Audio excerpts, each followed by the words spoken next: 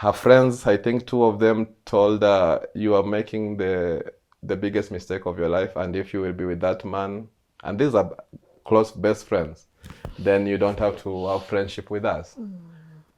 She chose me. Until now, she doesn't have that friendship.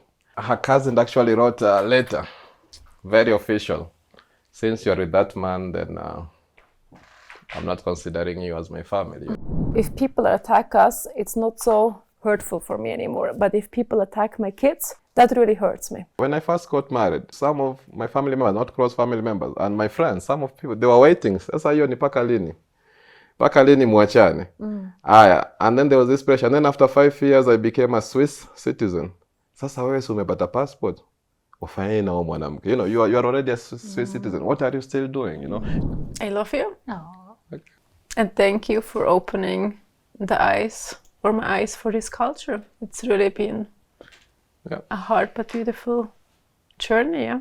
I'm in for a very long ride till we get old and we just till the end of us. I love you, so I'm sure you know that. I love you so much. Hey.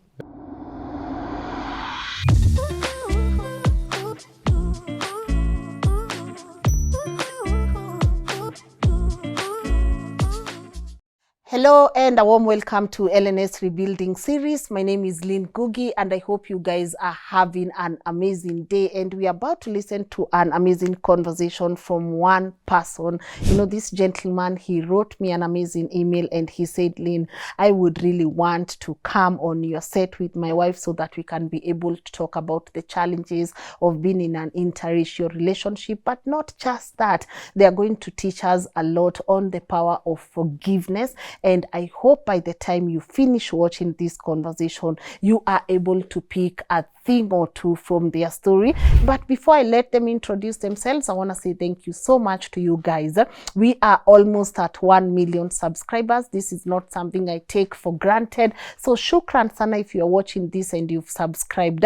And also I want to say thank you to our partners at Kings Developers Limited. By now, guys, you know, Kings, they are just people, like we talk about them here at LNN, but if you don't know what they do, I'm ready to walk you through that. So if you're looking into owning a home with an ISO certified company, a real estate company that is going to take good care of you, why don't you talk to our people at Kings Developers Limited? Walk to their magnificent building at Prism Towers. Ingieni hapo mseme Kings, we want to talk to you. What houses do you have for us? And also don't forget they have a flexible payment plan. And also to thank our people at Tap Tap for always coming through. And I've said, if you watch our content from diaspora and you are looking into a medium that you can be able to send money to your loved ones here back at home, why don't you try Tap Tap? They are very fast. They have great rates. And by using my promo code Lynn, you are able to get 10% cash back of your first transaction. So guys, check Kings out and check Tap Tap out. And also to say thank you to my team who gets to put this work together.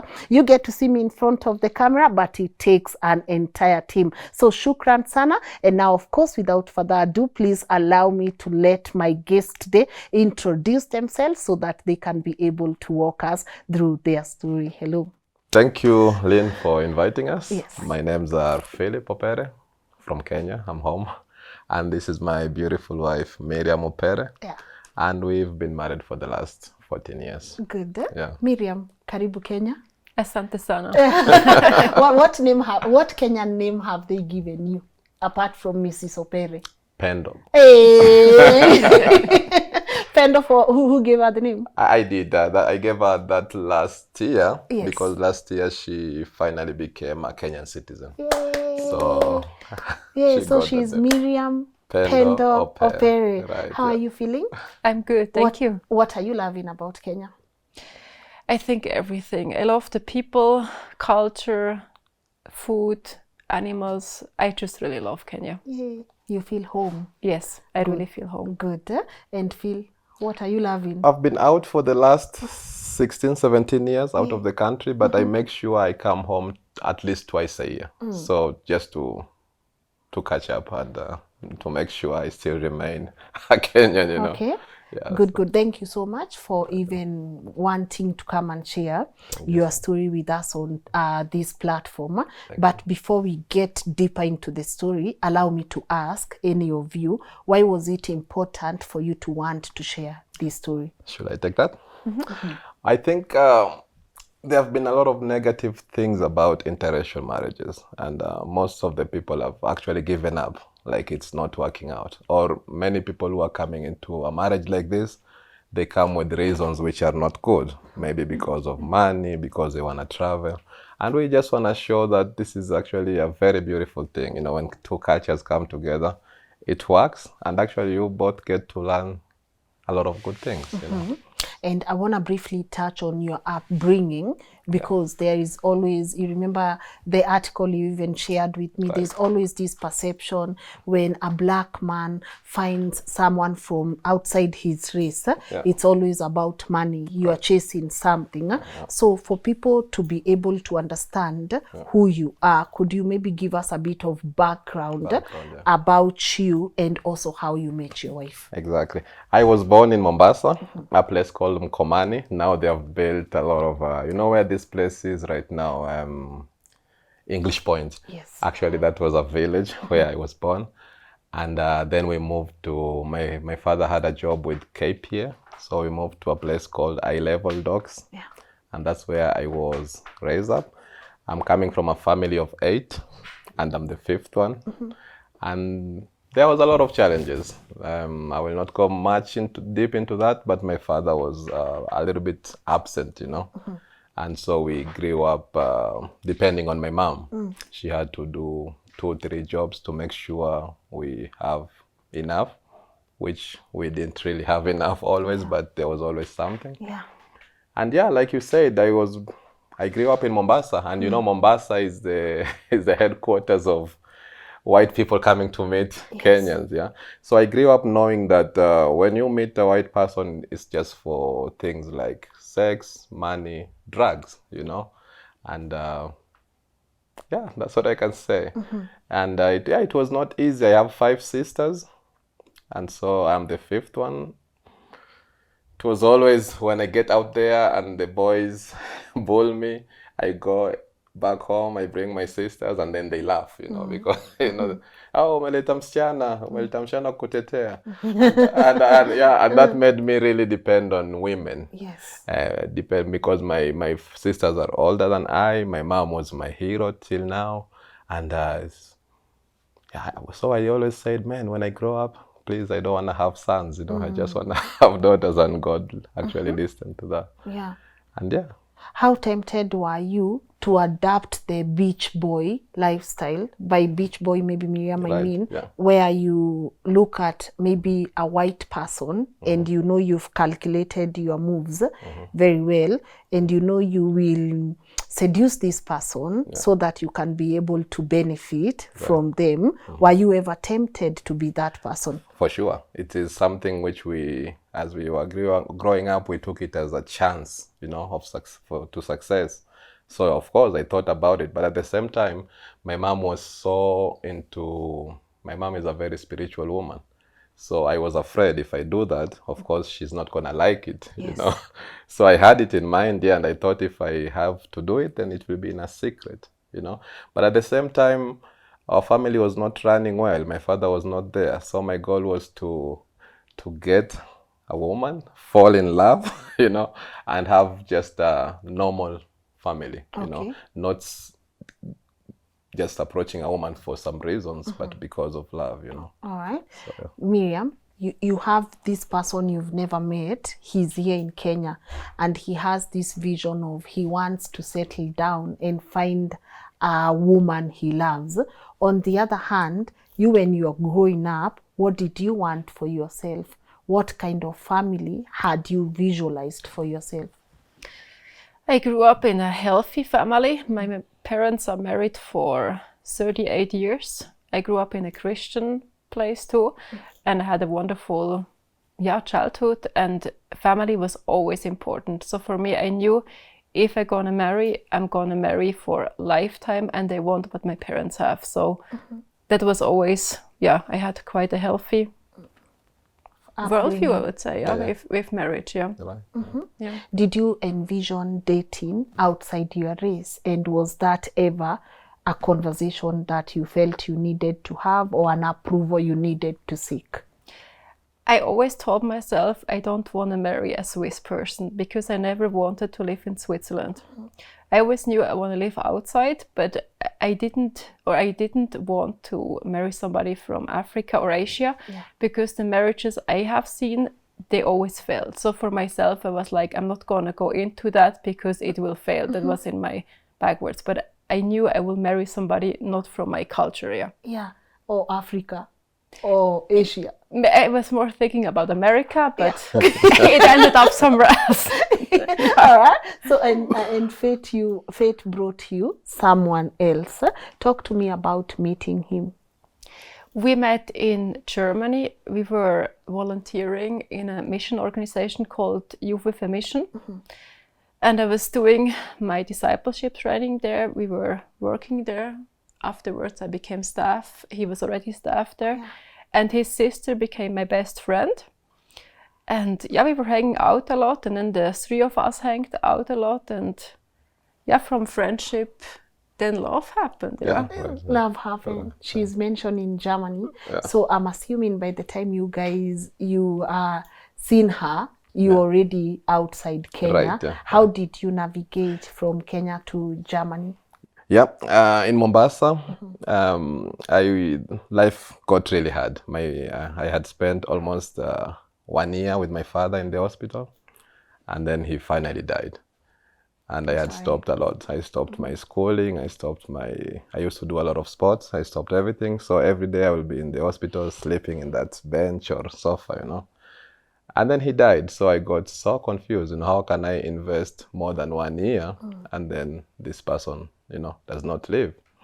But it was a beautiful moment because he had not been a good father. And I had this one best year with him, you know. And then I went back home to tell my family, which was really hard for my mom and my sisters. And after that, life became hard. I'm the firstborn boy, and I could not take care of my family. I didn't have a job. I was around 22 years old, you know.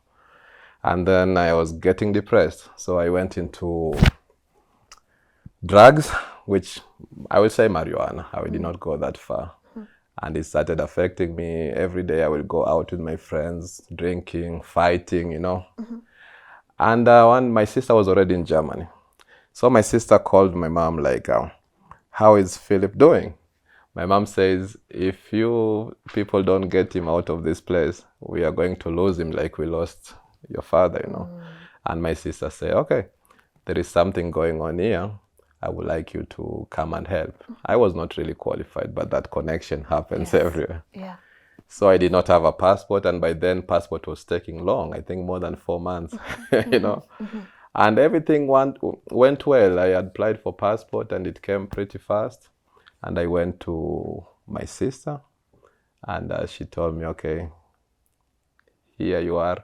This is what you're supposed to do, and this and this and that. And because of the fear of failing, I had to learn everything very fast. And so that's how I got myself into Germany. It was very cold. I remember I came we didn't have money. We came into Nairobi. Somehow we had our flight ticket. And we were in this Somali cafe restaurant. Yeah.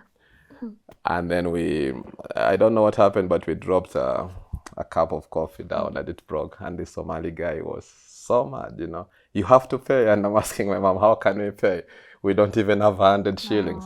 And he made us stay there for almost 3 hours. And my flight is almost leaving. Wow. Yeah. I need to go back there. I think I will remember the place. Yeah, just go pay. Yeah. 10 times. So we went to a place, I think it's called Gikomba. I'm not really familiar with Nairobi. Yeah. And then my mom bought me this jacket and said, my son, it is cold up there. Please take this and it will help you. I landed in Qatar. That was a transit. Yes. And then to Frankfurt. And now I'm going to meet -7 degrees Celsius with my jacket, which does not close. Oh, no zip? No, it doesn't close, just till down. Yeah. So yeah, my sister came to pick me.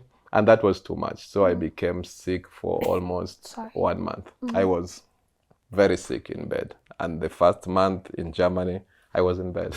It was not a very good welcome, but You maneuvered. I maneuvered, yeah. All right. Let me ask you something.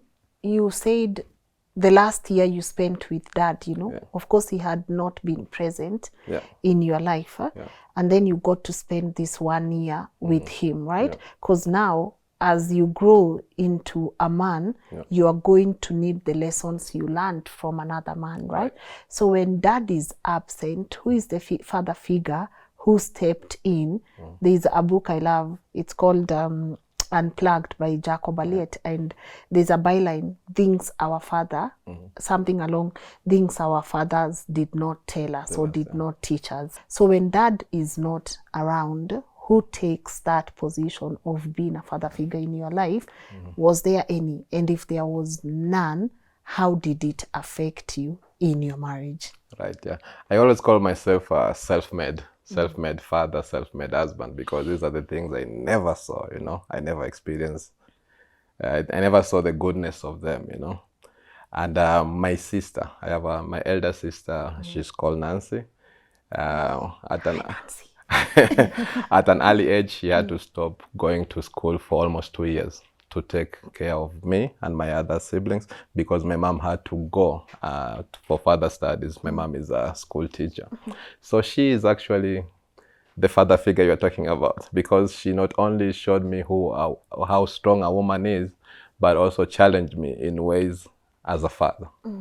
And my mother loved us, but she could not be there. She had to work 3 jobs, you know. But as I was growing up, I reached out to this guy I'm going to talk about, yeah. We actually haven't met for the last 15, 16 years. He stays in Nairobi. As I was growing up, we didn't have money, so I was not going to school. One time I was out of school for 2 terms, and my friends were laughing at me, and I don't blame them. We were joking a lot. You know, nobody came to me telling me, Philip, why are you not going to school? How can we help? They will go to school, but I'm just home, you know. And then there's this guy called David Demba. This guy really, he was like a guy I wanted to become. Very smart, handsome, dressed up well, good job. He was working in a place called Aga Khan Hospital in Mombasa. Perfect English. He was just good accent. And I always wanted to become him. So he was like our basketball team manager. One day after training, he sat me down and said, Philip, what's going on? And I started crying like crazy, you know. I said, why did you ask me that? He said, yeah, I hear people making fun of you. You don't go to school. And I can see you sometimes you come for training, you're hungry, you don't have food and all this stuff. And I'm like, finally, somebody I want to become is actually asking me these questions, you know. And I told him, and he wanted to help me financially. But I said no. I say my mom will do that. So we didn't spend much time talking, but this is a guy I wanted to become. I wanted to just do what he's doing. Yeah. And he was actually also a very God-fearing person. So he will make us pray before training and all this stuff. But before that, I really did not have somebody who showed me how to be a father or a husband. And that brought a lot of struggles when I was approaching women in my teenage life, or, you know, I did not know what to say, what to do, you know. But yeah, that was hard. Yeah. That was hard. Thank you for even just talking to us about that, you know. And now this opportunity has presented itself. You're in Germany and you get to know, I know how hard it is. It is, yeah. I've documented stories, and I no longer ask people, what did you do now to survive? Because I've noticed people have done things just to survive and get the papers, you know. Yeah. But you are there, and this woman comes into your life. How did she come into your life, and how did you know, my goodness, Miriam might be the one for me? So she's around 19 years old at that time. Yeah, and you are? I was 4 years older. Okay. All right. So yeah, and since my sister was already there, so they were like good friends, if not best friends, you know. And when I arrived there, I remember my younger sister Shayla had written me a letter telling me, Philip, you are traveling. Do whatever you can. I don't care. Do whatever you can to make sure you take care of us back here. You know. So I was reading that letter in the plane, and I'm trying to figure out what can I do to help my family. Of course, one of the things which comes in my head is to marry a woman who is older than I, who has saved a lot of money. It's easier, you know. So, well, I get there, I see all these women. We were in a place whereby I think we were like 12 men, and then we are talking about hundreds of women. Whoa. And, you know, that can bring the desperation, you know, Yes. because they all want to get married. I'm 24, I think I was around 23, and they are about 30, 35, you know. So they kept on approaching me, actually, and I could see it, you know. And oh, let's go for a walk, let's go to this restaurant, they pay, let's do this. And then I asked myself, is this what I want? You know, they were like providing for everything. Yes. And in my head, I'm like, my family was not stable because I don't know how my parents met. My father was much older, and I want to believe it was that you are given a wife, a younger wife, just you don't know her or something, you know. So I said I wanted to have this very good marriage, which will fit my beliefs. So all these women kept on coming, and they were coming and coming, and my sister will also tell me, oh, what about that one? She's only 10 years older, you know, and she probably has some tens, if not hundreds of thousands in her account, you know. You can start life better. You just buy a house. Oh, this one, the father left some inheritance. You can just go on. And I was so tempted. All these options were there, and there were many. But I said, no, this is not what I want. And I also had pressure from some of my friends. Oh, uko miezi misita sahi hawezi tutumia hata shilingi 200, you know. You know, because I didn't have the organization, you have to raise your own support. You go out there in the field, you meet people, you tell them what you're doing, you convince them to support you every month.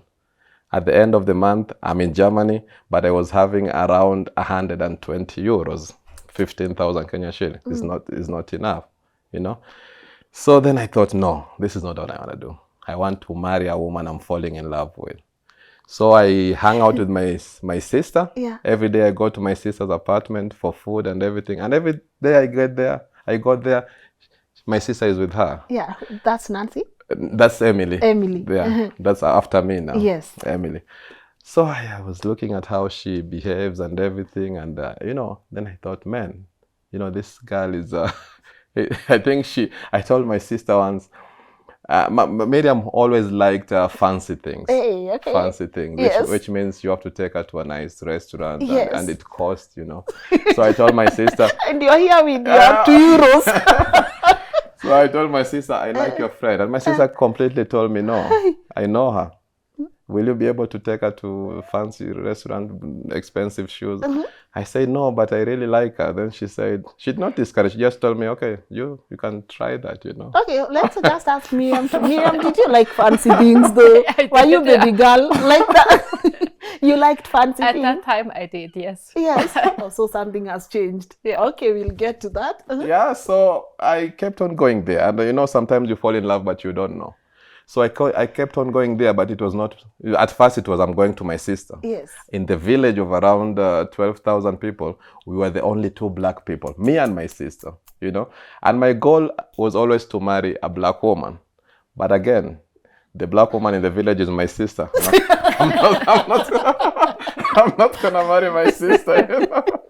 So options have to change. Time is going, you have to change your, you know. Yeah. So yeah, and then because we're now hanging out, the 3 of us, and then my sister had to leave for Denmark, Yes. and then we remained the 2 of us. So I went to the apartment. My sister is not there. I say, hey, but we can hang out, you know. And I was so depressed because of the weather, no money. In the place we were, they were eating bread for breakfast, for lunch, and for dinner. You know, they just change the other thing. In the morning it's cheese. At lunch is ham. soup. You know? So I was depressed and I was not feeling well. So we kept on going for walks, you know. And at the same time, there are these women who are 10 years older, who during the daytime, they will call me, hey, let's go to this fancy hotel or something and eat. But it was just not adding up. And at night, I will always be with Miriam going for walks. You know, we will go for a walk from 10 till midnight. And then I go to my apartment, she goes to her apartment. And then it was Facebook. I think they were not really good. And then I wrote to her, are you sleeping? And then she will say, no, should we go for another walk? So we will go. Actually, one time we went almost till 4 a.m. in the morning. Just walk. And talking. Yeah. And talking and talking. And so, but then we are friends. Yes. We are not in love. And yeah, so it continued like that, and I fell in love. Okay. Yeah. So I had to actually approach her, you know. I told her that, hey, you know, I really like you, and I don't know about your side. And how was that? Tell us, Miriam. How it was, yeah, it was nice. I think in the beginning, like for me, it was important that we were first friends. Like I said, I was not open to marry somebody from Africa. So for me, I think the first step, becoming friends and having trust in each other, and then out of friendship came love. So that was really important for me, yeah. And then we also took it really serious when we knew we were in love. Before we decided to get married, we thought we're gonna involve our family. So we told our families, they prayed for us, we actually fasted, because for me it was really a big thing. It was not just I'm going to get married and then we see. And we both felt peace about it, yeah. Okay. I had to call my mom to tell her, can you take 1 week to fast and pray? The parents also, you know. Yeah. And then we didn't know what to do. What if they say no? Then what, you know? Were you scared? I was very scared. I remember, because then if they say no, and I really like this girl. And at the same time, remember there were these women who were 10 years older. They got so mad when we became a couple. They got so mad. One even said, "What are you doing? You know, what are you doing?" I'm falling in love. You know, I'm going after a woman I love. You know, and at the same time, we really. Financially, somehow she had saved all her she had saved some money to come to Germany from Switzerland to work in that organization, and then she had traveled a lot to Sri Lanka, India, and all this stuff. Now she didn't have money, so we are two broke people in Germany. Oh, yeah. Good. Let me ask you something important, because you are very intentional about not marrying someone from Africa. When did the race disappear and you started seeing him now as Philip and not Philip from Africa? I think when we became friends, yeah. Also the friendship with his sister, I think also opened my eyes. And then when I met him and we became friends, and then, yeah, that you really see the character of a person, you see the person itself, and then I think it's not like it's disappearing, it's just changing. And then I see I cannot go for colors or race, I have to go for the person. I have to know you individually, and then I can decide. Yeah. Okay, I love that. So you guys were in love. We were in love. People are fasting for you Fasting to get for married. Us. Right, yeah. Yes. Let me ask. Because this is a very crucial stage. Yeah. You want marriage, and I've learned through this show, there are two different things: a marriage and a wedding, right? Yeah. And it's funny how a lot of people will confuse a wedding for a marriage. So you, when you're getting into marriage, did you really know what you are getting into? Looking back, I had no idea what I will get into it. But I'm glad that we did it. I will do things differently, because of course I was 21 by then, when we had our wedding, and in that age you don't have much experience, and now 14 years later, yeah. we always say we will have dated for, you know, we dated for 6 months. Oh, wow. Yeah, we dated for a very short time because we were very sure. I remember one day when she was in contact with my elder sister Nancy. Yeah. I think one of the first thing my sister told her was like, "Hey, in this marriage in this family we've gone through a lot of stuff, and we don't believe in divorces." And that comes because of, you know, this idea by then white people were getting divorced all the time, and my sister say, "Hey, we don't believe in divorces," and I think that. She talks about it till now, because that shook her, you know, like, oh, I'm getting into something, I have to think about it, you know, without just jumping into. And there is no coming out here, you just have to work on things. Yeah. Not like people should stay and not divorce even if it's worse, but I think if you come into a marriage with the belief that I'm gonna do whatever I can to stay here, I think it's very possible. It works. Yeah. All right. So walk me through the early years of marriage. Yeah. So yeah, you wanna take that? The early marriages, they were quite challenging because their cultures which are crashing, their backgrounds which are crashing. And looking back, I realized that every burden or every trauma you had as a child and you did not deal with it, you will take it into your marriage. And one day, even you don't believe it, if something happens, it will come out. Maybe, I don't know, somebody dies or something, and then it comes out. Yeah. So it's so important to work on that before. But I have to say, as long as we are married, as better it gets. Yeah. It's like a wine. As older it gets, as better it gets. Yeah. Yeah, going back, I had to ask. I'm a bit traditional. I had to go and ask the father for how do Nigerians say this hand of marriage. Yes. Yes. And the father does not speak any. By the way, when I met my wife, she was not speaking any English. Whoa. Yeah, but with time and the place we were, there were many Americans and all this stuff. So the father does not speak English, but at least the sister was. But when we came together, I spoke English. Yeah, just when we met. Yeah, My English was not that good. So I wrote down a letter and I told the sister to actually translate it and read it to the father. And then after giving it away, I was hiding in the bedroom. I was at their place, hiding, waiting for the answer, And then the father came. The father is very emotional. He came and said, I love my daughter. And I have this feeling that I trust you, so you can have my daughter. And for me, that was of course, I asked about this African thing we do. You give money to the family. The of the wife. rurashio, the dowry. Well, we were lucky. Actually, they sponsored our wedding. The family. Oh, how was that? Oh, it seems still emotional. How was that? Yeah, how was it?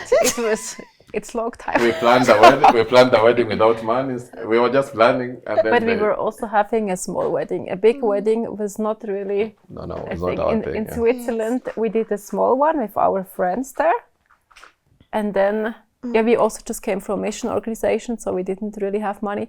And the money we got in our Swiss wedding, that money we used for the wedding we had in Kenya. So yeah, we had Yeah. 3 weddings, yeah. You had 3? No, also einfach the civil wedding and then And the two, 15th of May. Yeah, about the Swiss wedding then and the Kenyan wedding on the beach. Yeah. It is always that one person that gets it right. No, we had a wedding celebration on my birthday. Okay. So we invited, I think, around 80 people. Yes. It was in Switzerland. So and then in Kenya we had one wedding also, and then we had an office wedding, a civil wedding. Yeah. Yeah, that was the first So one. it's total 3. Yeah. All right. Did you pay the dowry too? I wanted to, and I think it's a good thing because before that, my elder sister Nancy got married, and there was this discussion like the husband, they're planning to come with the family to bring the money, and my father is not there, and I said no. I am not against that tradition or something, but for me it feels like I'm selling my sister. Whenever money is involved, you're new business, So I just say no, I'm not taking any money, and no money was given.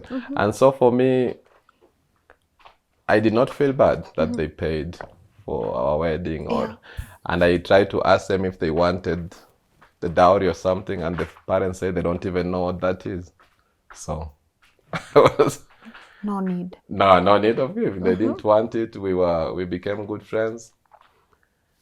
So, and going back a little bit, when we were about to get married, that they say for sickness and for riches. Better, So when we were about to get married, I got really sick. I was really sick, and the culture there, people don't care. If you are sick, you take care of yourself because they are doctors, And she was next to me. I remember one time we did not have money to go see a dentist. I had a big problem. And we asked the dentist in Germany, and they say, no, we need this money. So we could not pay it. And then we had this idea. Poland is next to Germany, and it's a very cheap country. Yes. Let's go there. So we went into Poland in this dentist office. It's scary. Have you ever been in a dentist office where there's shades of blood on the wall? It's like really scary. And I'm like, yeah, we need to get this thing out. What should we do? And this guy tried, and it was bloody. And she was just there, and we had to stop and come back. When we went back home, we didn't have money for food, So there's a supermarket in Germany, they sell chicken wings. Very cheap. I think it should be around 120 Kenya shillings. You get good number of chicken wings. And with chips, pommes, poultry. So our budget was every dinner maybe €3. And we will eat the same food every day. So she will come to my apartment, or I go to her apartment, we make the same food, we eat. We don't have money to travel, we don't have money to do anything, and we are still dating. And for me, that was like really eye-opening, because remember, there were women who are older than I, who I could Ready to jump on, and finance. then I have a house, Yes. and they could send money to. I remember there was a woman, 2007, one of those women. I told her that Kenya is burning, and he gave €400, Send this to your mom very fast. And €400, I never had €400. Yeah. And I sent it to my mom, and it came as, I guess, 40-something thousand by then. And my mom was like, okay, kijana wangu amesha. Western Union. I told my mom, no, somebody. So yeah, to just walk out from this idea of getting rich very fast, which was very possible, to finding somebody you love because you want to have an adventure, with. I'm proud of myself. I have to be with that one. I'm proud of myself. It makes me feel and know that I know what I want. When there are options, I don't go for the easy one, but for the one I want. Okay, that's beautiful. Yeah. Miriam, when you took the vows, what does for better for us? What does it mean for you? Yeah, it means, I think, everything, like that you go through the hardship, you don't just go through the good things. It's also like, also because we believe in God. I think that was also a big thing, that we believe in the same God. That was really a big part, that also when there is sickness, when there is pain, that you walk together, that you don't just go for the fun part. So when it gets hard, you get out, but no, also when it gets really hard, you're going to stick in, you're going to work on it. And of course, there are always two people who have to work on it. If it's only one, it doesn't work. But it really means to go through everything, even through the depth of the valley. Yeah. We've gone through all that. Yeah. Do you want to talk in your email? You wrote something. I'll let you talk about it if you want to talk about it. For me, it's worse. Like what you did by her, it wasn't okay. But is it something you want to talk about? And what other marriage challenges did you guys encounter in your marriage, and how have you navigated it? I think in the beginning of our dating, it was more about, like I said, my mom is too close to me, and my sisters, and I didn't have really good relationship with men because my father was not there. My friends would laugh at me a lot. So I was so close to women. And I remember the first times, I don't think it's something bad, but in Kenya, women can call you dear, or how are you, this SMS, how are you, dear, and all this stuff. And for her, it was a shock. Like, why would that woman call you dear, or call you my best friend, or even give you a call when she's not doing good, That should mean you have something, Yes. And I think that was our first challenge. One day we went for a walk, and then she told me, I don't like this. So it's either me or you got to change this. It's not really healthy for us, for other women to call you dear. Not only that, but to be too close to you. There's this saying which I always tell people: do not let another woman to know what your wife doesn't know. To know something about you what your wife doesn't know. So your wife should know more than every other woman out there. Unless your mom who raised you, she knows other things. Yeah. So it was more like that. Why would you have too close a relationship with women out there, and we are just trying to build something, and that relationship is too close than what we have, So she said, you have to put this down and you have to be wise, and you have to also to be open. If a woman writes you like I miss you, or you're my best friend, then you need to explain to me what that means so that I can also come in a good way. And I did that. And it was not easy for her to take in, but slowly, because in the beginning of our marriage, when I went to Switzerland, I was scared of her parents and her grandparents. Her grandparents are old, so and this is another generation, but they welcomed me well. One of her uncle actually said, but I understand him. He did not approve of our marriage, so he didn't want to see me. He didn't want to see me at all. Wherever I am, he doesn't want to be there. I understand him because his story makes sense. When he got married, they came to Kenya for honeymoon. Guess what? A Kenyan managed to get the. Yeah. So you get hurt, and you just think all Kenyans can be like that, But with time, then now he's one of my good friends. Wow. And then she lost actually a big number of friends. Her friends, I think 2 of them told her, you are making the biggest mistake of your life, and if you will be with that man, and these are close best friends, then you don't have to have friendship with us. She chose me. Until now, she doesn't have that friendship. Her cousin actually wrote a letter, very official. Since you're with that man, then I'm not considering you as my family, And these were big challenges, because now she has to lose people who are close to her for me. And when you think about this, then you're like, no, this woman sacrificed a lot, I also need to do something to make sure this works, Yeah, I think 2 years ago we had the worst part of our marriage. Yeah, that was really bad, financially and communication-wise and health-wise. We lost a baby. My wife was pregnant, and she lost the pregnancy, and it affected her skin. I think you can see some parts because of the medicine they used to remove the baby, and that was really hard. And it was hard. 2 years ago was the hardest. There were some betrayals for sure. I messed up. Yeah. And what do you mean when you say you messed up? When I say I messed up is I was not a good husband. I was not taking care of what I should.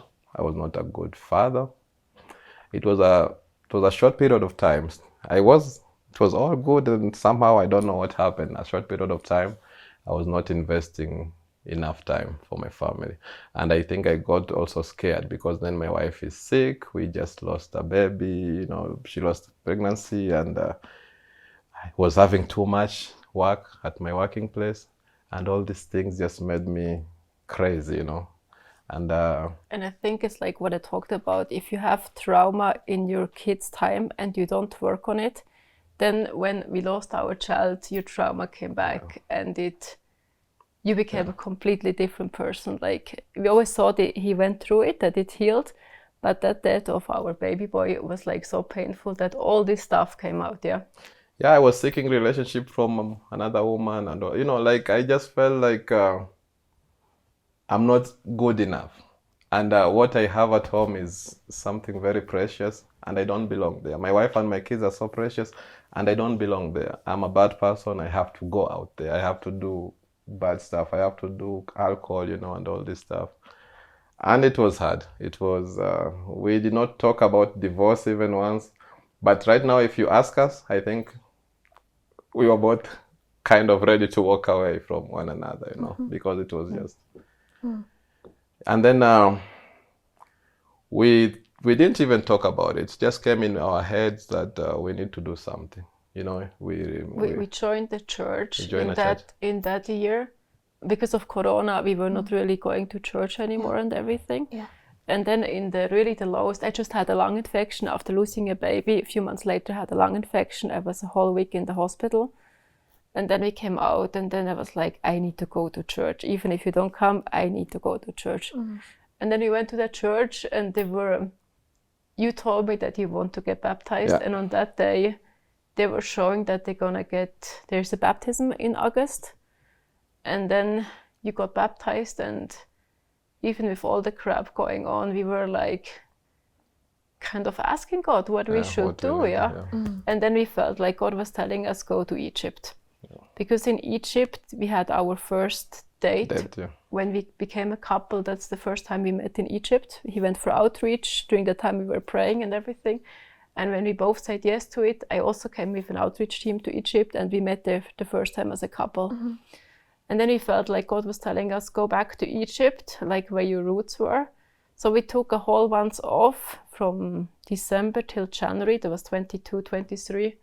Went to Egypt, traveled around, and that was really our time of healing. I felt so dead inside, so I felt like I came alive again.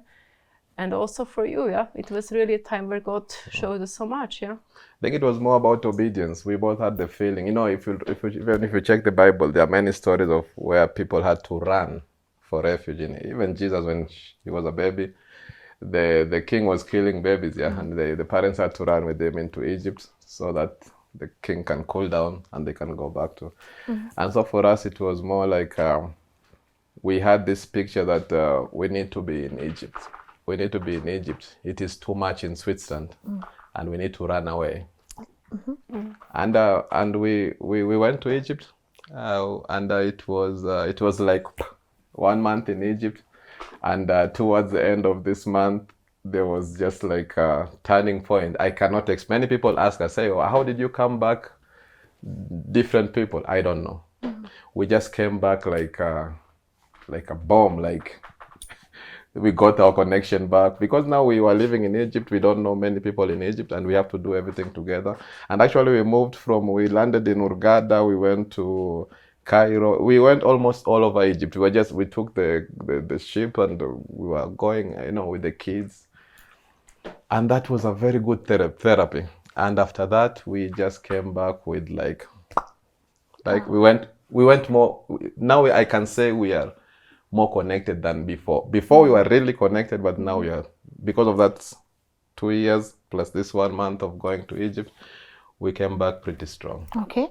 I'm sorry to both of you. Sorry for the loss of your child, And I love the vulnerability. I love the admission that if there's something that you've not processed, it will manifest in your marriage. When you are going through this part, you've both lost a child. This is the time you need your husband more. And then this is the time you realize your husband is not being there for you. How did you handle that? And how did you heal from that? Apart from, just going to Egypt and connecting and being together, how did you heal and forgive that?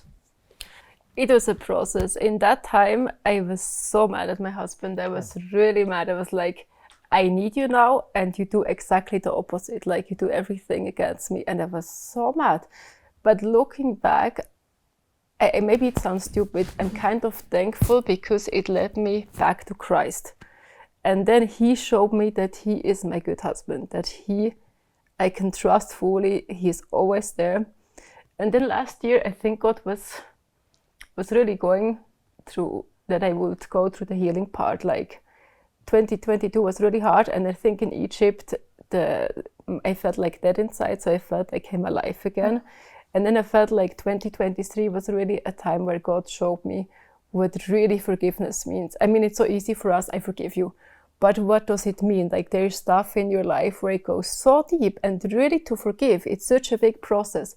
And then to realize what he did for us on the cross, and even people killed him, and he said, forgive them, they don't know what they do on me.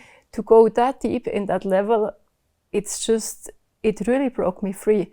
That I can say, even people are doing stuff to me now, it's easier for me to forgive, and also to forgive my husband, for everything he did. So it was really a painful process, but it brought me so much closer to God and to understand what really forgiveness means. Does forgiveness make you free? Does it free you from bitterness? Does it free all that?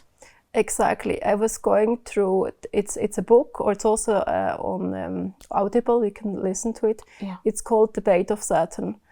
And it's in that book, the guy, John Bevere, talks about forgiveness and how if you cannot forgive, bitterness and all this comes in. But if I forgive, or when I forgive, it makes me free. It doesn't make the person free who did it, but it makes me free. And if I cannot forgive, even things as a child or everything, we are so bound, yeah. It's like we cannot be free. And then it really showed me how I can be really free. It was a painful process, but I feel like I had to go through that I'm standing here now where I am. The way you are looking at her, it's like you are not expecting the forgiveness. That's what I was thinking about actually in my head right now. Okay. It was hard for me because for me to actually accept that forgiveness was not easy. So and for her, I don't know how she did it, but once she forgave me, then she became good to me.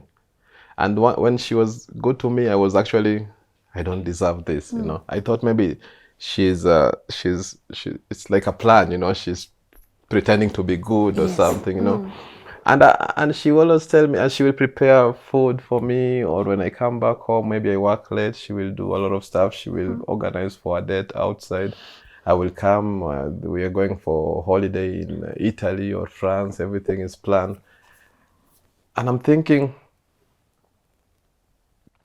if I was her, kama mimi ningekuwa wewe, I would have not done this. So I'm just thinking it's something like a trick, you know. Yes. She's tricking me into a, you know, and that was her. That went for at least 4 months.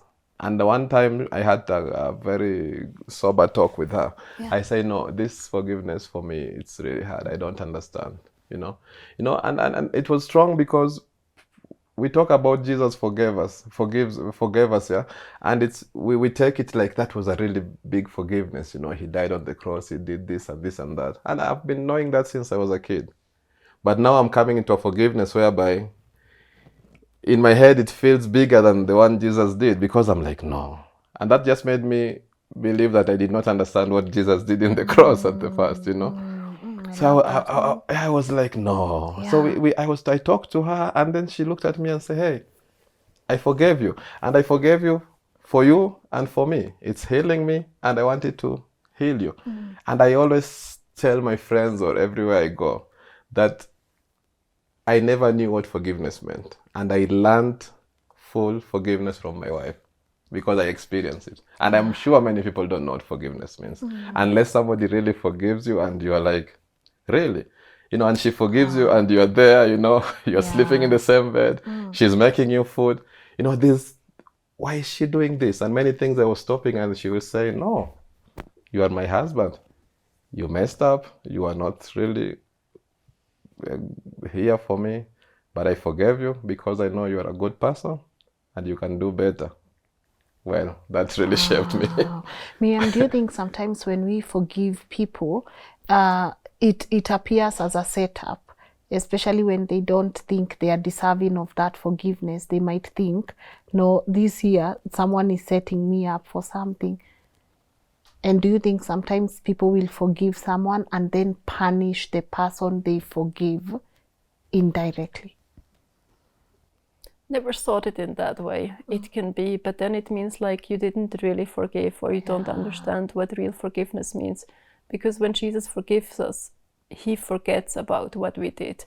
He doesn't set the trap later on. So for me, forgiveness is just, what Jesus did for us. So in that way. But of course, I mean, as we are humans, I think it can be that way. But then, you haven't really understand what real forgiveness means. Yeah. You know, what you've said is so profound that we don't even understand what that forgiveness that Jesus did is all about, you know. It was a moment, you know. When you look at your marriage now, what goes through your mind?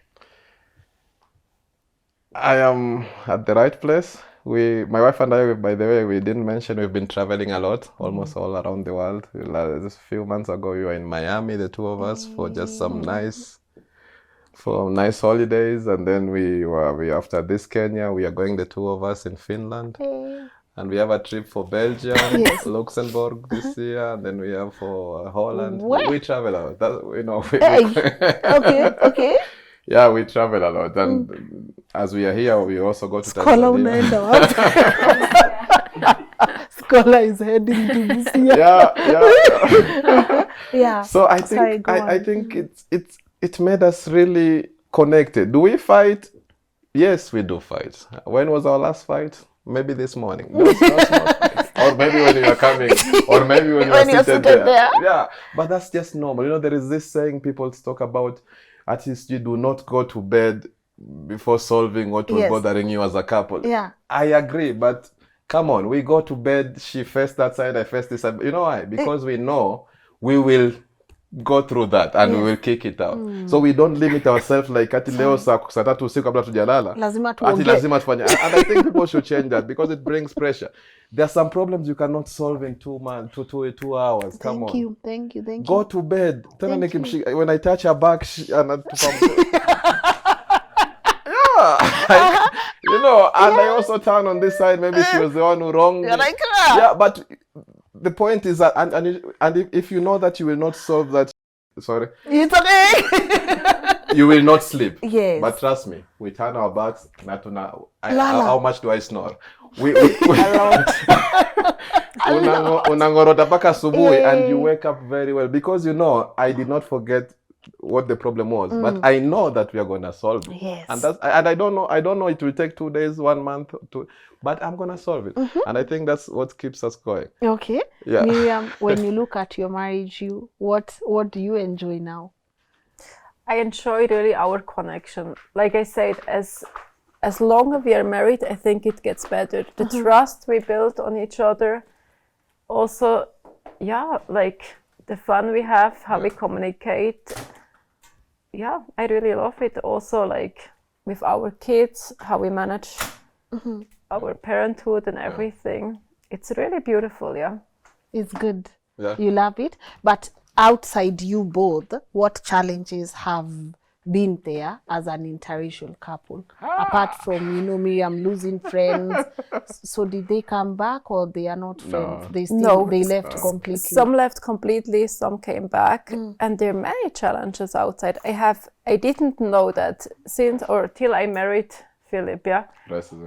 As a white person, I didn't see racism like that big, or I thought it was there before, but I didn't recognize it. But since we are married, I have seen it really many times. In the beginning, it was quite challenging. If you will go to a shop and you will hear behind your back, this white stupid person or this white stupid lady who married this African, she must be pregnant already, or comments which were not nice. And in the beginning, it was quite challenging, but after a while, I just didn't listen to it anymore. Yeah. And now also having kids, I think like if people attack us, it's not so hurtful for me anymore. But if people attack my kids because they're not white, but they're also not really dark, so they have it maybe in both cultures, sometimes they're not really accepted, that really hurts me. Yeah. Philip?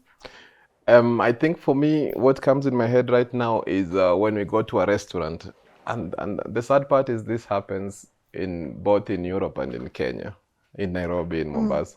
We go to a restaurant, we have a good meal, and then the waiter comes and first my wife and asks for the money from my wife. Whoa. And then we are in Europe, we go to a restaurant, the waiter comes and first my wife, and I'm like, dude, I'm the husband. I'm the boss. Then you don't pay tip, yeah? Sorry, I don't give tip. When they do that, I don't give. I'm like, how much was it? 75 shillings. No, I count the coins, 75 shillings. You know. And then I think this kind of a marriage, you feel like you have to gain that respect. So it's pressure. You know, you have to prove to people that hey, we really love each other, and that was happening in the beginning. So you find yourself behaving well, you know, when you are at work, or because people know that huyu ni Mwafrika. And by the way, people think about us really bad. I have to be honest. People think we cannot have one wife or one girlfriend. People think we cannot behave. People think we don't know. It's bad. We are primitive. we are animals kind of, and all this stuff used to bother me a lot. But now it doesn't. People talk behind our backs. Sometimes we go to a place and then they speak some stuff. Last time was just a few days ago. I don't remember where that was, but somebody just say bad stuff about us. But like I say, now we don't hear it. Yeah. We don't hear it because the problem will be if you don't love one another, if you don't love each other, that will be the problem, because now you have two problems. You go home, but once you are a team, you don't. But there are many challenges. There are many challenges of people showing us that our marriage, and this thing is not only on the white people's side. This is also in Kenya. When I first got married, most of people, some of my family members, not close family members, and my friends, some of people, they were waiting. Sasa hiyo ni paka lini? Paka lini muachane? And then there was this pressure. And then after 5 years, I became a Swiss citizen. Sasa wewe si umepata passport? Ufanye na mwanamke. You are already a Swiss citizen. What are you still doing? You have your job, you have your house, you have a Swiss passport. They cannot kick you away. What are you doing with that woman? Sasa you just leave her. Now you get married. You get real married. You get an African woman, and that's called real married, And you have people who are close to you even are trying to connect that. Sasa si ukuja huku tukutafutia mchana upate watoto wawili watatu, upate kijana, you get a son, upate kijana Kenya, because I don't have a son. Wow. It's unfortunate. And then for me, I have this saying that if you don't respect my wife, you don't respect me. So anybody who does not respect my wife, I break the friendship. If you don't respect my wife, you don't respect. That's my protection for my wife. Anybody who speaks bad about my wife, sorry.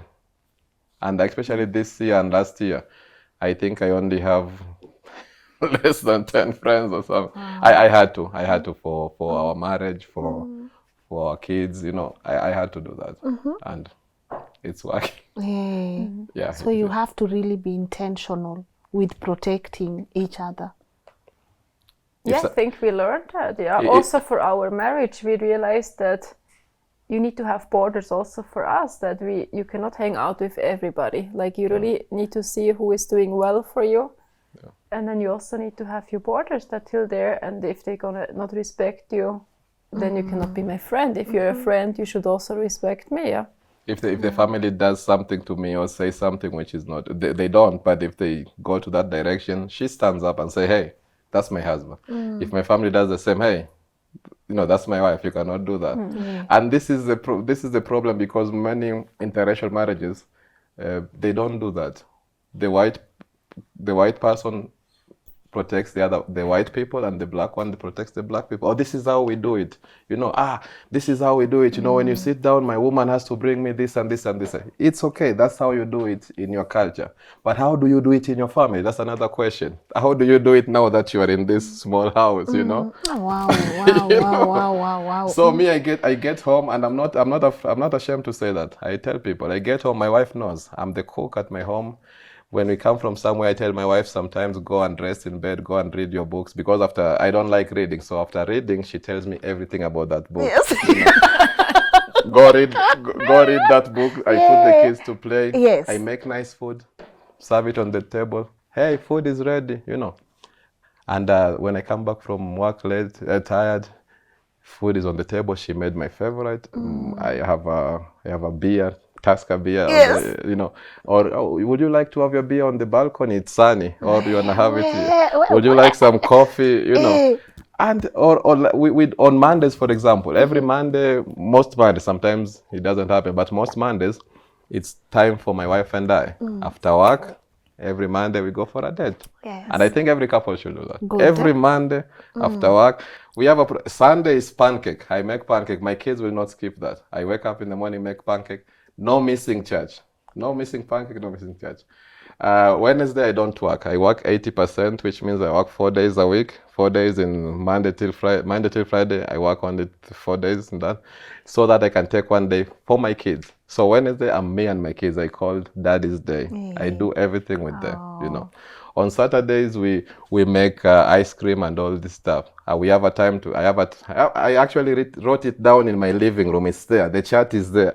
So if you come to my place and say, can we meet on Wednesday? No, it doesn't work. And I say I will continue doing that till my kids, because the kids' activities. Yes. I will not skip them. I will continue doing them till the kids are over 18. Aww. And I always tell my friends, don't worry, I will have a lot of time for you. But Me right and my now, wife will have a lot of time for you. But let right this now, kid, I did not have this. Let these kids grow up to be good people. Let me show them what parenthood means. And after that, it's only my daughter is 7 years old. It's only 11 years, and then and then we shall be with you. We shall be going to clubbing. We shall, yeah, cruise, cruise ships together. Yeah. Do you feel like you're a good father now? Do you feel like you are a good husband? You're a good father? I don't know what people will talk about this, but I think I'm the best father in the planet. I think so. And the reason I believe that is my wife keeps on telling me. My wife keeps on telling me that. My mama keeps on telling me that. My friends keeps on telling that. And I do a lot of posting about fatherhood on my platform. Yes. Like what I do with my kids. Yeah. And for sure, a majority of people will go like, well, Naji, you are a very proud person. And I am a very proud person because what I have is really precious. I need to be proud, I have a good wife and 2 beautiful kids, respectful. Look, apart from playing, they would have been, Aww. So I have to be proud in that. So I tell people, and my boss is the CEO of our company. Somehow, because of her wife, I mean, in Europe, there's also connection. Because of her wife was close to my wife. Yes. So I got the job. Okay. So, but... Things are hard. Talk to... Miriam, just connection here, 1 or 2. Please. Take us with you. Yes, take me with you. So the wife is seeing our Facebook, and I will post like Mondays.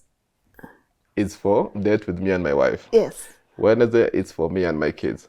And the wife put pressure on him. Remember, there's our CEO. The wife went to him. You see, Philip is doing this, and so one day in the morning he comes to me like, Philip, Stop it. Yeah. And then I'm doing this because of you. I say, no, don't do it because of me. Just do it because you love your wife and your kids. And many other people. There's a lady in America who wrote to me.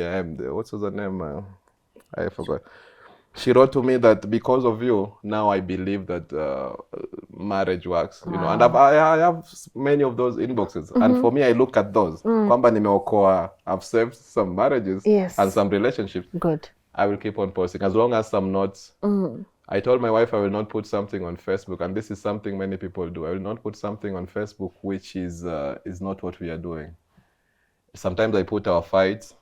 It's not like I will put something very shiny just because for people to see. No, I will put what I'm experiencing. The bad, the ugly, the good, the beautiful, all of them. So that they know that, you know what? Yes. This is what this guy is going through. There's an article you wanted to clarify. Which is this article? Me, I know it, but for our audience. That was a very funny part of my life, but it was not easy for my wife. Yes. It was, I think. So somebody I think in the morning I had about 20 SMSs with the link. Did you read that? Did you read this? So I opened the Facebook and I see, they gave me a name, Otis, I think, Otis or something. Otis finally meets his American fiancé, And the story which is written there, kwamba I got my wife's number from a Kamba witchcraft person. And then, this Kamba person, I knew my wife, but I went to this witchcraft person and then witch doctor, and then he gave me some medicine, and then I had to, that helped me get my wife, and my wife is from America. So when I read it, I laughed so hard, and I'm seeing a lot of comments, and actually I'm actually commenting back. It's fun. I'm like, this is fun. And I told my wife, this is what they wrote. Please don't read. Please don't read. Okay, I'm not gonna read. Please, every day I keep on telling. But one day she decided to read. You read it. I had to read it, yeah. It was fun. I didn't like it that much, but I thought, I leave it now. No, it's funny. Yeah. So it's like every comment, why did he write this? Why did she write this? I'm like, no, this is, for me, I take it as, and I got many comments on as a contact with some lawyers, like you can follow up and you will get some money. I love money and I would like to be very rich one day, but not that way. You know, this is one young guy living in Kenya. Maybe life is not easy. Was trying to get good. That's how I take it. Kazi lazima ichapwe. We gotta work. Yeah, and you know what? I helped him. He used my picture to get some money. So actually, I'm part of the. Still surprised how he got that picture. But I don't know. I mean, we are on internet. So for me, it's easy. It was really easy. And I remember till last week, somebody was telling me, I know somebody you can follow up. Hapa ni pesa, hapa utakosa sijui. Ngambia hapana. It's not worth it. I tried to call the guy so that we can laugh together, but I think he thought I was attacking, so he did not pick the phone. But that was fun. For me, that was fun. Those are parts of the challenges. But when you look at him, what do you love about him? What do you love most about him? He is really a great dad. And I think like when you have kids, that means a lot because I know I can just trust my kids to him. He is really loving. He has really a big heart. Sometimes too loving to other people, which I think now we have to cut here border, but he's really, really loving and peaceful, yeah. He's really peaceful. Yeah. I'm romantic. Patience, yeah, you're also romantic. Oh, unajitetea. Why? I organize for romantic stuff. Okay. So, yeah. What else? He's hardworking. Yeah. Yeah, and I know that I can rely on him. Like he's, yeah, I feel like I know that he wants to work on our marriage, so I know that he's doing it. Yeah. Yeah.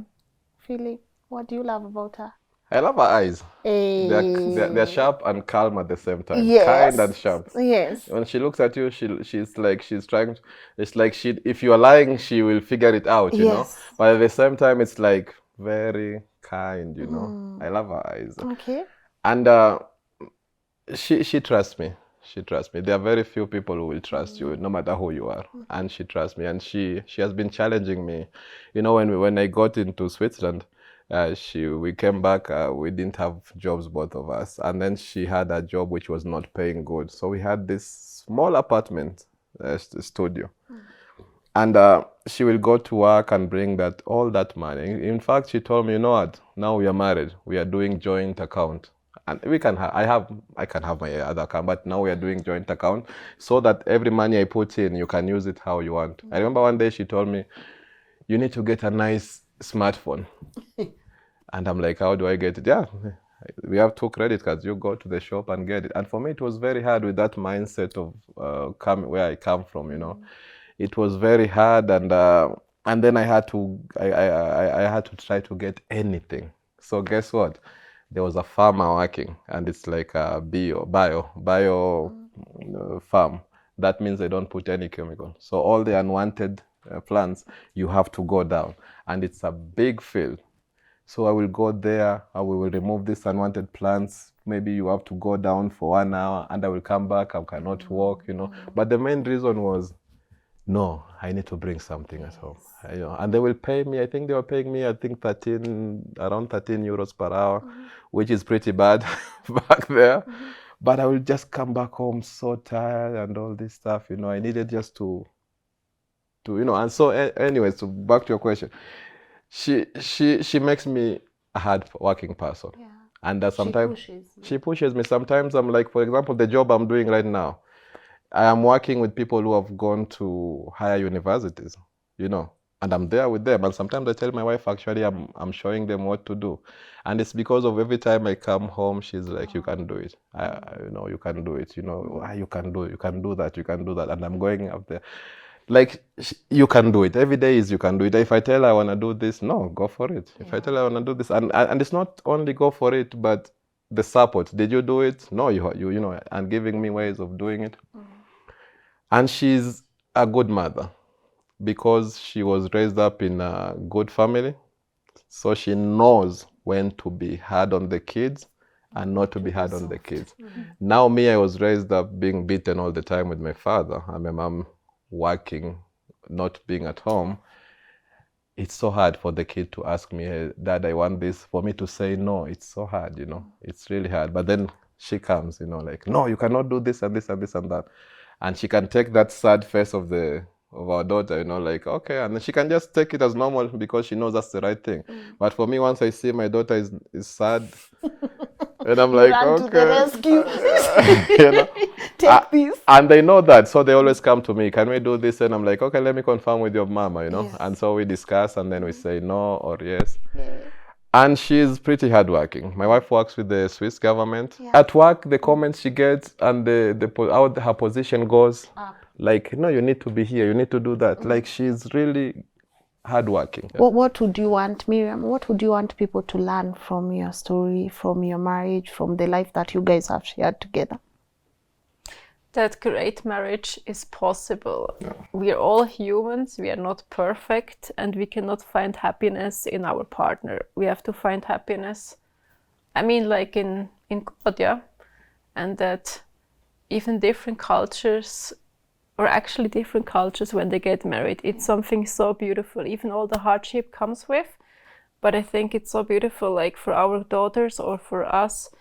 I mean, I can see Kenya in a way I would have never seen it, like if I would not have married somebody from this culture. So it shows me also part of God's heart, you know. So I think it's really, I don't know, it's also how heaven is gonna be. Yeah. We're all different cultures are gonna be there, and we are one big family. And I think, like, or what we want to say, or our goal is really that cultures are something beautiful, and we have to work with each other. It's not always easy because we are different, but all the differences are something beautiful. And if we come together instead of working against each other, something beautiful comes alive. Yeah. Being in Switzerland and seeing a lot of in Europe, many interracial marriages and how people look at them, it's so sad, you know. And sometimes I will sit down with my friends or people I know, and they will talk so bad about their wives just because their wives are white. You know, these white women do this and that. And that hurts me because I'm like, they're talking about my wife, you know? They're talking about the woman I love. And I'm like, no, not all of them. When you're addressing, you have to address people individually. So for me, I want people to know that it works. It works. It might be, and I don't think it's much work than the other marriage. I don't think so. I think it's just, you have to find not the right person, but the person who you can work well with, the person who you have the same vision. And like my wife said, if your goal is believing in God, then it's easier because then you have the same values. You know that we don't want to do this, and that's easy. And also, I would like to talk to people who treat us bad. Yeah, I think they should just see us as normal people. I used to freak out when I go to a restaurant, like I said, and then the waiter doesn't look at me at all. And the sad part is it happens in Kenya and also in Europe. So where do I belong, you know? Where will I go with my wife and people will be like, hey, you are the boss? No, we take an Uber or Bolt here, we land, and the driver is, madam. And you are like, I'm the one with the money in my pocket here. Come and because of that, actually, we decided, you know what? My wife, for sure, she has credit cards and the money on her purse, but in terms of paying, whenever we go, I take care of that. Wherever we are, I take care of that, just to show that, you know what? So yeah, I would like people to learn to know that, hey, we are just like other normal couples, you know. Yeah. I think that's so bad though. Yeah. That's so unfortunate. But in a true LNS rebuilding manner, if you could look at each other, we'll start with any of you who is free to go. What would you want to tell Phil? I love you. Oh. I know. Yeah. Yeah. And thank you for opening the eyes, or my eyes, for this culture. It's really been a hard but beautiful journey. Yeah. That's cool. Good. What do you want to tell her? I think I will tell, what I would like to tell you is I'm in for a very long ride till we get old and we just till the end of us. And yeah, we traveled a lot and our goal is still to cover more than 3/4 of the world. And I'm looking forward for that. And I love you so much. I'm sure you know that. I love you so much. Hey, That's beautiful. There's just so much, there's a lot of extended grace between the both of you. There's a lot of support. There's a lot of, you can help me translate, we would say nakutakia mema. Like I want all the good I wish things. you well. Like good. Naona kwenye kizungu imekupeleka. You interpret 1 second, you know. No. There's a lot of I wish you well vibe. Like I want the best for you. Yes, you are not a perfect person, but I wish you well. Like I want to see you win, you know. Even when you are talking about how hardworking she is, you are talking with it with so much love. Like it's your win, you know. Where else in some instances, someone would be like, but no, she's hardworking, but you go full in, you know. You are affirming her, and when she looks at you, she's just seen a lot of greatness, which I think is a beautiful place to exist in, you know. Look at how Miriam is blushing now. She's looking. You see how she's blushing? It's gonna be a good day. It's gonna be let it be a good day, you know. One thing I would like to actually mention is feel free. I watch a lot of your shows, and something which I always say, maybe I can comment on it, is many women who are not together with their husbands or partners, and they have kids with them. They always say something like, he's a good man, he's just not good to me. No, he's a good father. He's just not good to me, but he's really a good father. He plays with the kids, he shows them this and this and that. That's not okay. You know why I'm saying it's not okay? Because for you to be a good father, you have to love the mother of the mother of the kids, you know. And this is how you can be a good father how you want to. You can do everything to your kids, train them, everything. But they see how you react to your partner or you react to your wife. And that's why today, I saw they will grow up to be good people, hardworking, God-fearing. And that's why we see those kind of people, hardworking, God-fearing, smart and everything. But when it comes to their respect to women, you're wondering. They don't respect women. And that's what they're missing. So yeah, he's good to the kids, but at the same time, he's creating monsters who are going to misuse women, who are going to, you know. So I think there must be, you just need to love the mother. The mother. And I always say, if you love the mother right, and you don't even do much with the kids, trust me, the kids will grow up to be good people. Beautiful. But if you do a lot of things with the kids and don't love their mother, they might end up to be little monsters. Yeah, that's what I think. And so I think people should always point that. You cannot just say he's a good man, he's a good father. A good father does not create monsters. He also needs to show them that, hey, this is how you need to treat women. You know. I love that. Thank you. What do you think? I think it's important. It's important because the kids are watching us. Even sometimes we have a fight, they're like, hey, why do you fight? And then I explain to them, you know, sometimes grown-ups, they also have misunderstanding. And of course, like, it also depends how you fight. It's like, if you talk, you don't beat each other or something. But it's really important how the parents treat each other. It's going to affect on the kids. I mean, my parents, they have till now really a nice marriage. They also fight, but I really had a good example. So I think from that, it was also easier for me to see how my marriage would look like. Yeah. And the kids needs to see how the parents fight, because we have friends who grew up, they had different rooms. One had a bedroom close to the parents, the other one, the bedroom was far. And when they grew up, the other one was saying, oh, my parents never fought.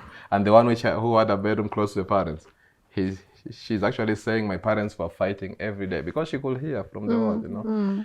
So I think the kids should see your fights so that they can know that you're not perfect. They cannot have big expectations going out there like marriage is perfect, because our parents always run away outside, then they fight, then they come back. You know. So I think good. I appreciate you for coming. I want to wind up. I think it's been a very impactful conversation. But before we close the show, is there anything you wanted to talk about that we've not touched on that you can briefly talk about? I think I will just say we are a trained marriage coaches. Yes. With certificates. And our goal has always to be to counsel. We are doing that. We are counseling couples. Yeah. But our main goal is interracial couple. So if people would like to approach us, most of the time we do it through how do you call that? Online, Skype. Zoom or so, yeah. Yeah, and also we have an organization which is based in Mombasa, and we help paying kids school fees. Yeah. We support kids with food. We are registered in Switzerland, but not here. It's a little bit complicated. Yeah, I know. How do people connect with you if someone wants to get to you guys? Do you have an email, or how best can they contact you? We have Cultural Bridge. Is our Facebook and Instagram page, Cultural Bridge. Okay. We call it like that because we are building a bridge between Western world and Africa. Yeah. And so we used to bring teams every year, sometimes twice, to Kenya, because they have their problems are different. Yeah. When they wake up, I don't know what to take in the fridge. So we brought them in the villages here, and they could see somebody talking about, I don't know what my next meal will, So we are building that. And they always come to learn, not just to show that they are. And and the people from here also learn from them. Good. So Cultural Bridge, we have it on Instagram and Facebook. Beautiful. And we have our page, Miriam and Philip, Mary Phil Opere. Yes. Which people can connect through. Yes, I was going through your Instagram. Nice photos. Nice photos there. But I appreciate you guys for coming and even stopping by. I know it has taken a lot to make this interview happen, but I really do appreciate it. And as I say, there's always a take home from any conversation that we've had. And I hope people really get to tell us on the comment section what their take home has been, and hopefully also see you in diaspora when we visit. You should. I saw you in Australia going around. Don't play with me. Nimepanga schedule. Even me, I'm globe-trotting, If you come to Switzerland, let me be the organizer. Oh, no, I appreciate it. We'll get, of course, I'll let you know, but thank you so much. And also when you go back home, all the very best, even as you globe-trot, and keep loving each other, keep inspiring people, keep forgiving, keep healing. And I hope many people will look at you and say, yes, this is what we are going through, but if Philip and Miriam, they've overcome it, who are we not to overcome it, right? And thank you for my chocolates too, because and one thing, my Miriam is now a Kenyan, so we don't mind. Actually, our goal is to move to Nairobi. So if there's a job for her somewhere in some ministry, I would like to comment. I would like to connect with the First Lady. I don't know if that's. I don't know if that one will be covered. Me nikorura swali. You are ready for the tax? You are ready for the tax? Karibuni Kenya. Welcome. That's our goal. We're planning to actually move to Nairobi. But come on. I think I've traveled in so many places. I still love Kenya. I still feel like this is home. So if you guys really want to come back and settle, I mean, it's open for you guys. So come and create something beautiful here. As long as mko ready kulipa tax, you are good to go. All right. Anyways, let me wind up because I don't want trouble with nobody, but I appreciate you guys, and I also want to know like what your take home is and what like this interview, what has it meant for you? Leave me that feedback on the comment section and also send them a lot of love. You can also connect with them. How to do it. The details are on your screen right now. And if they have inspired you, once again, let me know on the comment section. Other than that, I want to say thank you so much to all the partners that make these conversations happen. We talked about TapTap. So if you're watching this from diaspora and you want to send money to your loved ones here back at home, you can always use TapTap. And don't forget, by using my code Lynn, you get 10% cash back on your first ever transaction. And also to thank our people at Kings Developers Limited. Once again, if you're looking into owning a home with a credible source, an ISO certified company, you can always talk to our people at Kings Developers Limited. Other than that, thank you so much to my team for making this happen. Kenya Power, asanteni sana. Mnajua chenye mmenifanyia leo, but all in all we give thanks. This is our country and we will rejoice and be proud in our existence. So I'm going to see you guys tomorrow at 10 a.m.